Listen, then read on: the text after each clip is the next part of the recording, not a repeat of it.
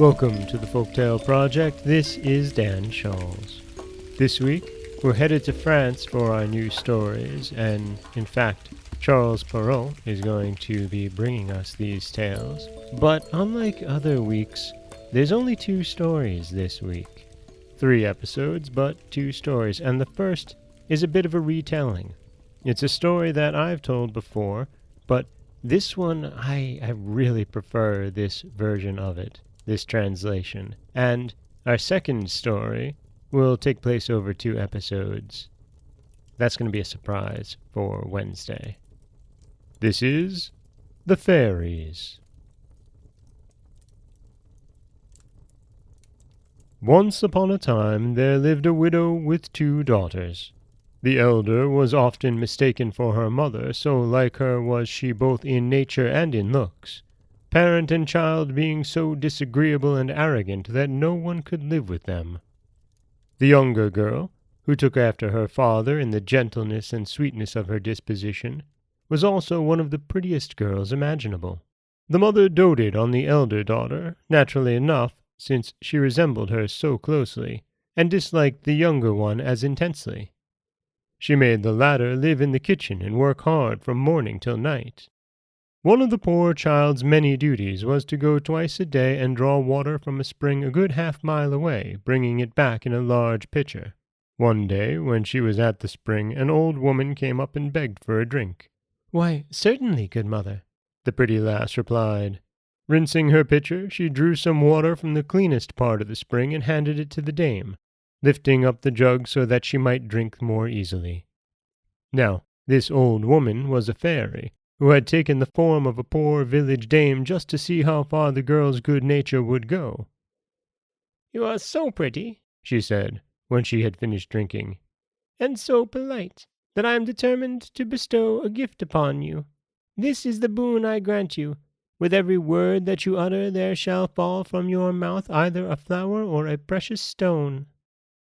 When the girl reached home, she was scolded by her mother for being so long in coming back from the spring.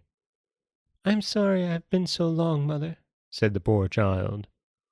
As she spoke these words, there fell from her mouth 3 roses, 3 pearls, and 3 diamonds. "What's this?" cried her mother. "Did I see pearls and diamonds dropping out of your mouth? What does this mean, dear daughter?" This was the first time she had ever addressed her daughter affectionately. The poor child told a simple tale of what had happened, and in speaking scattered diamonds left and right. "Really," said her mother, "I must send my own child there. Come here, Fanchon. Look what comes out of your sister's mouth whenever she speaks. Wouldn't you like to be able to do the same? All you have to do is go and draw some water at the spring, and when a poor woman asks you for a drink, give it to her nicely." "Oh, indeed," replied the ill-mannered girl. "Don't you wish to see me going there?" "I tell you that you are to go," said her mother, "and go this instant." Very sulkily the girl went off, taking with her the best silver flagon in the house.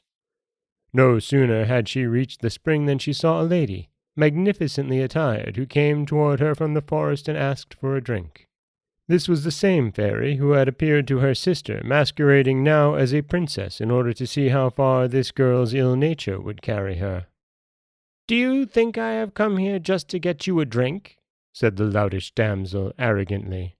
"I suppose you think I brought a silver flagon here especially for that purpose. It's so likely, isn't it? Drink from the spring if you want to." "You are not very polite," said the fairy, displaying no sign of anger. "Well, in return for your lack of courtesy, I decree that for every word you utter, a snake or a toad shall drop out of your mouth." The moment her mother caught sight of her coming back, she cried out, "Well, daughter?" "Well, mother," replied the rude girl. As she spoke, a viper and a toad were spat out of her mouth. "Gracious heavens!" cried her mother. "What do I see? Her sister is the cause of this, and I will make her pay for it." Off she ran to thrash the poor child, but the latter fled away and hid in the forest near by. The king's son met her on his way home from hunting, and noticing how pretty she was, inquired what she was doing all alone, and what she was weeping about. "Alas, sir," she cried. "My mother has driven me from home." As she spoke, the prince saw 4 or 5 pearls and as many diamonds fall from her mouth. He begged her to tell him how this came about, and she told him the whole story.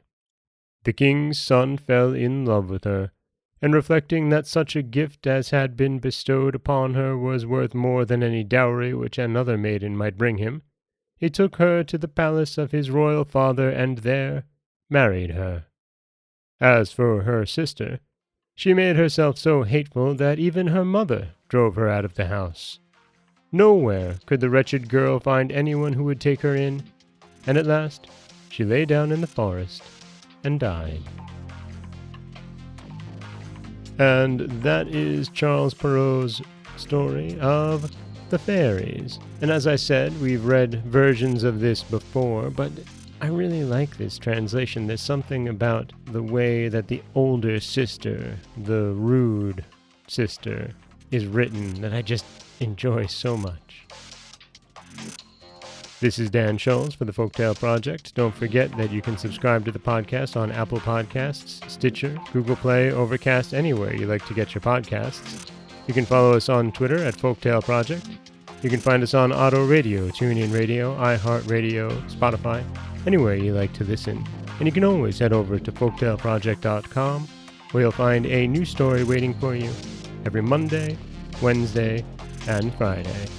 I'd also like to take this opportunity to thank and welcome Heather Ventura as our newest Patreon patron. Heather, thank you so much. And as always, thank you all so much for listening.